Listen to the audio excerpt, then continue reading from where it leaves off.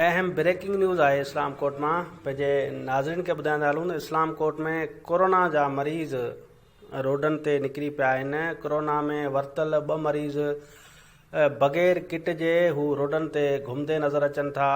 2 मरीज़ घरनि में आइसोलेट थियण बदिरां शहर में निकितल आहिनि, उन जे करे रहवासी परेशान आहिनि। 2 मरीज़नि जे शहर में निकिरण खां पोइ इंतज़ामिया में सिलसिलो मतल आहे। असिस्टेंट कमिश्नर आहे, उन नोटिस वरितो आहे इन समूरे मामले जो। पुलिस इन मरीज़नि जी ॻोल्हा में निकितल आहे।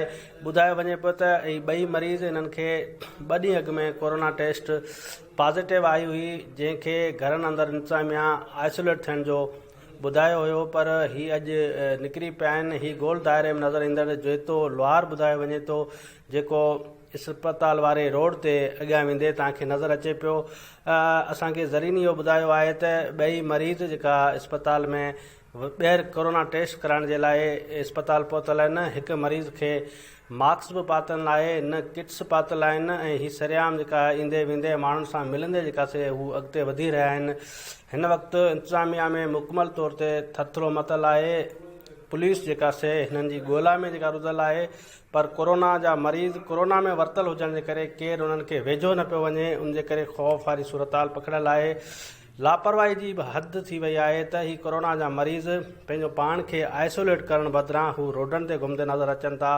पंहिंजी ज़िंदगियुनि जो ख़्यालु न पियो कयो वञे, शहरनि जी ज़िंदगियुनि जो ख़्यालु न पियो कयो वञे, त ही सूरताल इंतिहाई ख़ौफ़नाक जेका पैदा थी वई आहे। इस्लाम कोट में ही कोरोना जा जेके मरीज़ रोडनि ते निकिरण खां पोइ रहवासी परेशान आहिनि। माण्हुनि में जेका से भाॼ पइजी वई आहे। जंहिं माण्हू खे हिन कोरोना जे मरीज़ बाबति ख़बर आहे, उहे काफ़ी फ़ासिले ते जेका से हू पंहिंजो पाण खे बचाईंदे नज़र अचनि पिया, पर ही मरीज़ रोडनि ते अचण ऐं कंहिं माण्हुनि सां ज़रूरु ही मिलिया हूंदा त उहा समूरी सूरताल जेका कोरोना वारी आहे, वबा पखिड़जण जो ख़तरो इंतिहाई वधे पियो।